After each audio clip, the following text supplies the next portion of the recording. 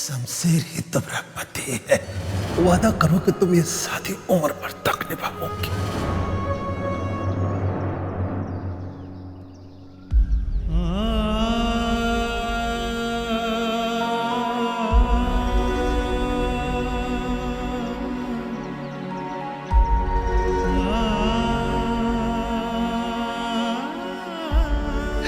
चुप हो, सब ठीक हो जाएगा। कुछ ठीक नहीं होगा, कुछ ठीक नहीं होगा।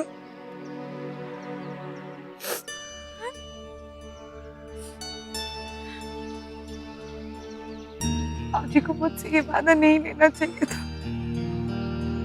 शमशेर को पति मानना तो बहुत दूर की बात है, उसका चेहरा तक नहीं देखना चाहती हूँ। नफरत करती हूँ उस परिवार से, उस परिवार को ससुराल नहीं मान सकती हूँ। देखो बेटा, ये तो हमको नहीं पता कि भाई साहब जाते जाते तुमसे ये वादा काहे लिए, पर हम इतना अंदाजा लगा सकते हैं कि वो ये फैसला अपने आत्मा पे पत्थर रखकर किए होंगे, और जरूर इसमें भी तुम्हारी भलाई दिखाई दी होगी उनको। अभी चाहे वो भलाई हमें ना दिखे, लेकिन समय के साथ ना इस वादे का कारण भी सामने आएगा। बुआ जी, कोई ऐसा कैसे कर सकता है? मैंने अपने आप को भुला के उसे प्यार किया। बाबूजी ने पूरे मान सम्मान के साथ उसे अपनाया। उसने क्या किया हमारे साथ? धोखा। ये जानते हो अर्जुन ने मेरे बाबूजी पर गोली चलाई।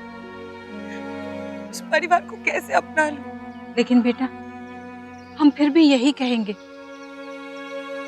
भाई साहब ना बहुत दूर का सोचते थे और शमशेर के साथ कोई रिश्ता मंजूर नहीं करते। लेकिन अगर उन्होंने ये रिश्ता मंजूर किया है तो इसके पीछे कोई ठोस कारण होगा।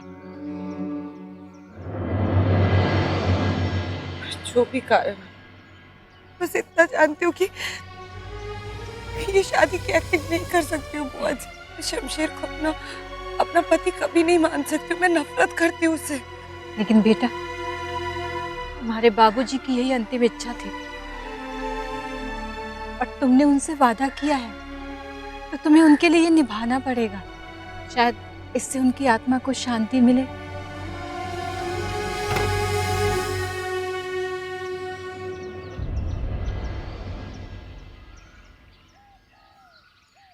अच्छा बेटा, अब हम चलते हैं। फोन कर लेना जरूरत हो तो, और अपना ख्याल रखना।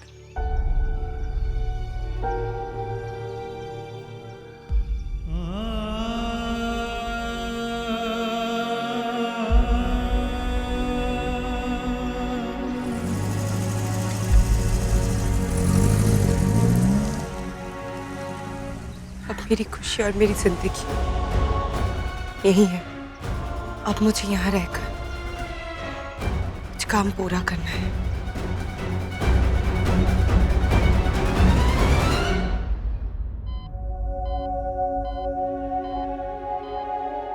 आजिमा, आप ठीक तो हैं?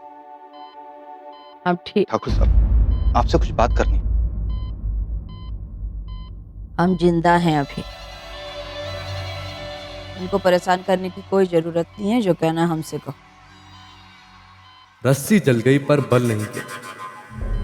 अभी सारा जख्म भरा नहीं कि बुढ़िया फुल तड़ी में है। ठाकुराइन, पूरा आजमगढ़ जानता है कि आप एक बहादुर महिला हैं। आप जैसे हिम्मत रखने वाले ऐसी मौत को मात दे सकते हैं, पर घाव भी ताजा है, इसलिए एहतियात बरतना बहुत जरूरी है। गोली का जहर अब भी शरीर में बाकी है, ताकि अभी भी हरे हैं, इसलिए कंप्लीट बेड रेस्ट बहुत जरूरी है। हाँ हाँ ठीक है। ए डॉक्टर, कुछ चिंता मत कर, आजिमा का ध्यान रखने के लिए हम हैं। तेरा काम हो गया ना, चलेगा यहाँ से। आजिमा, आप बस आराम कीजिए, हम है ना बाकी संभालने के लिए। हम सब कुछ संभालें। आपको हम पे भरोसा है ना आजिमा? खुद से ज्यादा। हमने जो अनाज की बोरियों में भर के खप मंगवाई थी वो गायब हो गई। ये बात किसी को पता ही नहीं थी कि हमने सामान मंगाया है और सामान गायब हो गया। मतलब ये काम किसी अंदर वाले का है।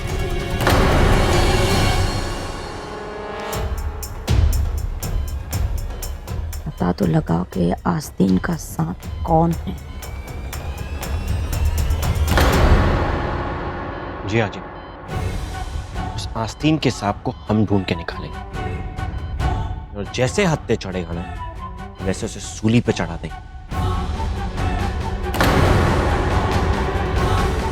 आप बिल्कुल बेफिक्र रहिए, आपने बोला तो काम हो जाएगा। क्या हुआ मुन्ना? काहे ना अजीब हुआ, दद्दू को भी यही लग रहा था कि घर का ही कोई है। तब से अपने आप को गुनहगार मान रहे, क्योंकि अपनी जीजी के साथ खड़े नहीं रह पाए ना, इसलिए। और हमसे ये भी कह रहे थे खुद को कोसते हुए कि शमशेर भाई ने उन पर शक किया। सही तो किया, चाहे एक पल के लिए। काहे ना अजीब हुआ, दद्दू इस बात पे यकीन ही नहीं कर पा रहे हैं कि उनके घर पे रहते हुए भी आपको निशाना कोई कैसे बना सकता है। इससे तो अच्छा होता कि सारी की सारी गोलियां उन्हें ही लग जाती। इस खिड़की से गोलियां आई थी। किसी ने नकाब पहना था तो चेहरा नहीं देख पाए, पर सब कुछ याद है हमको। हाजी मैम, आप बस आराम कीजिए, अब एक बार ठीक हो जाए फिर हम सब अच्छे से बात करते हैं। अब चैन की सांस तो हम तब लेंगे जब हमारे सारे दुश्मन हमारी आंखों के सामने दम तोड़े। बची है वो साली पगली चंदा। ढूंढ कर लाओ उसे, काहे कि जब तक उसकी खोपड़ी में खुद हम गोली नहीं दागेंगे हमें चैन नहीं आएगा।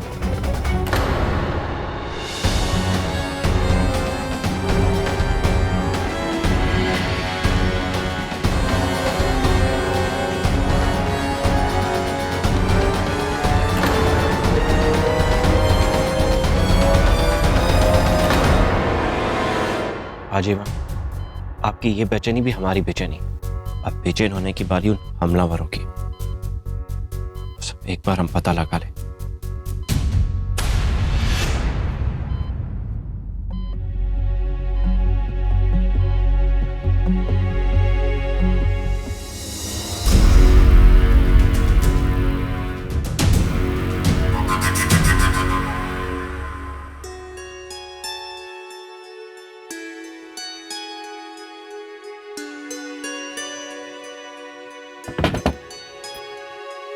दद्दू,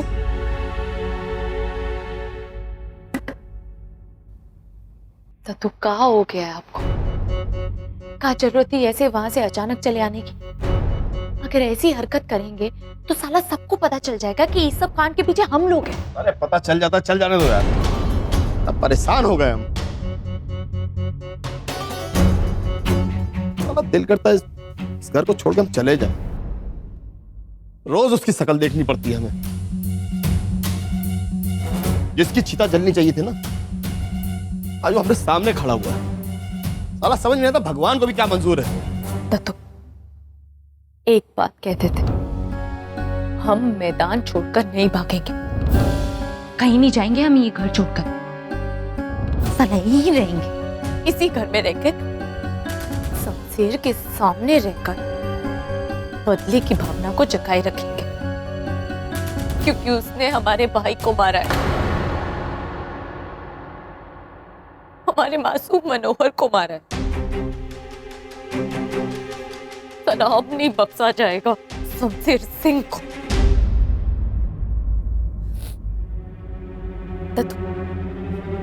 आपने तो हाजी बुआ को अपनी सारी जिंदगी दे दी, उन्होंने आपको कहा दिया। फिर पोते की मौत, जब साथ निभाने की बारी आई तो किसका साथ निभाया? अपने खून का।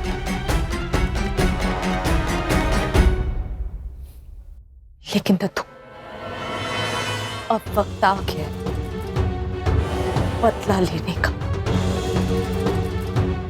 साला इसी घर में खूंटा काट के रहेंगे हम और इसी घर में रहकर अपना हक लेंगे। इस घर पे, इस कारोबार पे, यहाँ की मिल्कियत पे कुंडली मार के बैठेंगे और फिर देखना साला ये सब लोग इसी आजमगढ़ की गलियों में भीख मांगते फिरेंगे और तब पूरा होगा हमारे भाई के खून का बदला।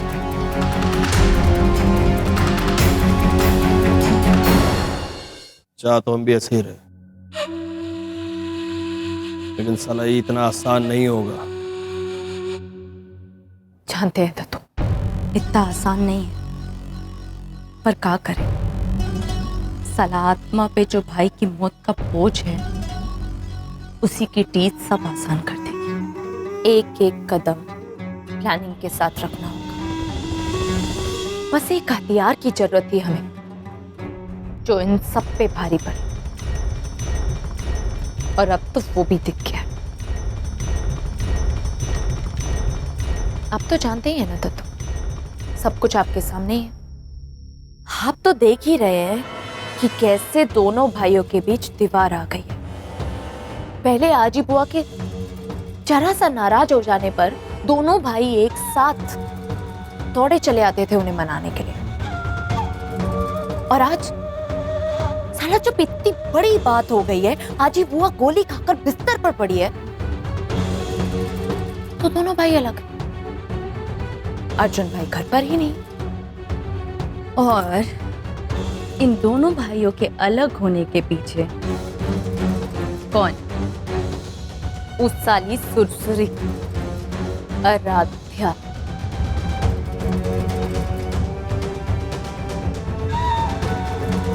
तुम कहना क्या चाहती हो? बताते। अरे वाह, शमशेर भाई के भी क्या कहने, शादी एकदम ललनटाप तरीके से की है।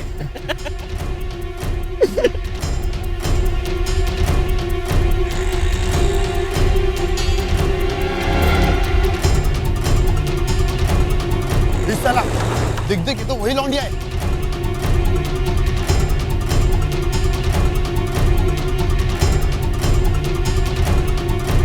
इसको शमशेर भाई ने शादी करके सुहागरात मनाकर छोड़ दिया।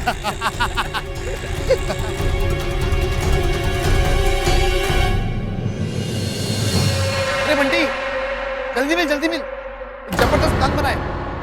चल चल।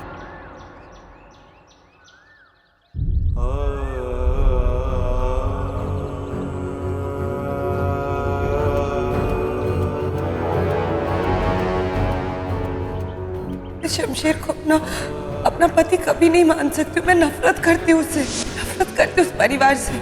तुम्हारे बाबूजी की यही अंतिम इच्छा थी, और तुमने उनसे वादा किया है तो तुम्हें उनके लिए निभाना पड़ेगा। शायद इससे उनकी आत्मा को शांति मिले।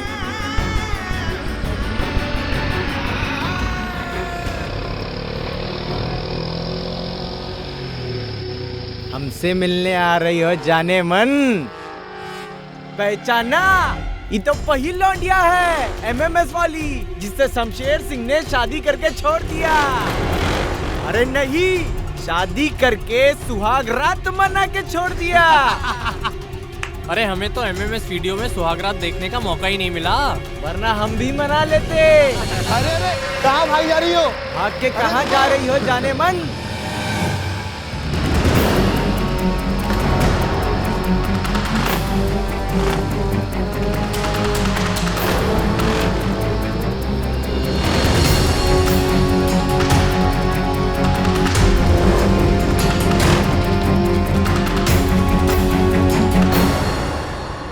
ठाकुर शमशेर के बाद तो प्रसाद खाने का हक हमारा भी बनता है। रुक मत, आजा आजा।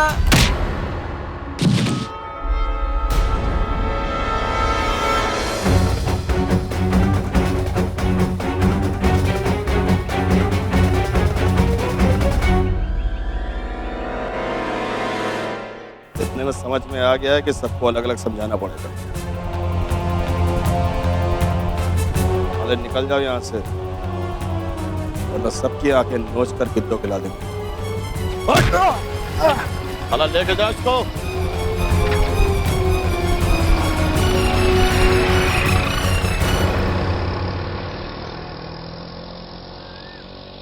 Thank you. तुम्हारे साथ जो कुछ भी हुआ हमें अच्छी तरह से पता है।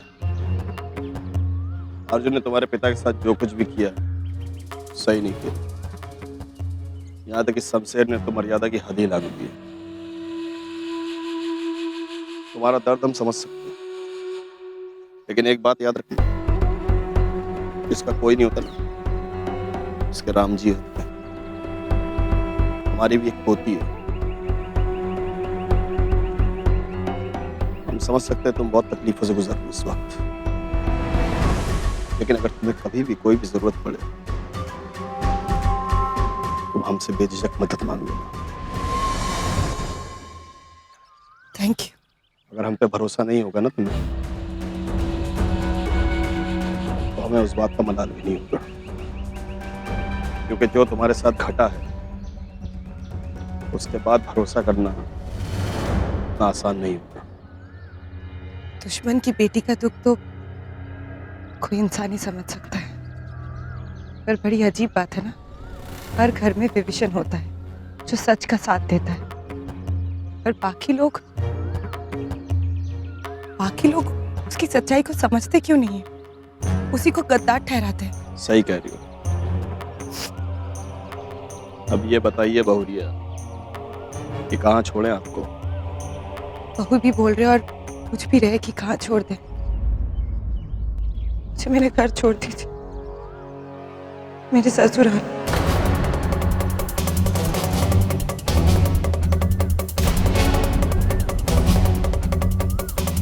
अगर हमें आराध्या का साथ मिल जाए तो साला इस घर को बर्बाद और तबाह करने से कोई नहीं रोक सकता।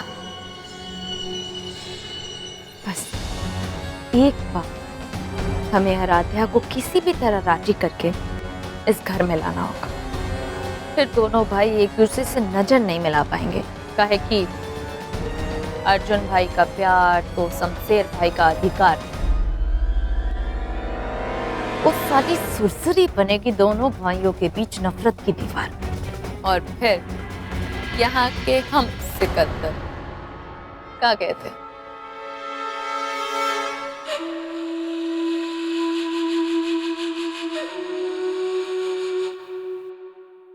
ये साला बहुत टेढ़ी खीर है।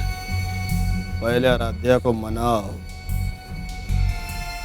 फिर इस घर में लेकर आओ, उसके बाद जिज्जी को मनाना। यूं आराध्या को इस घर में रख ले।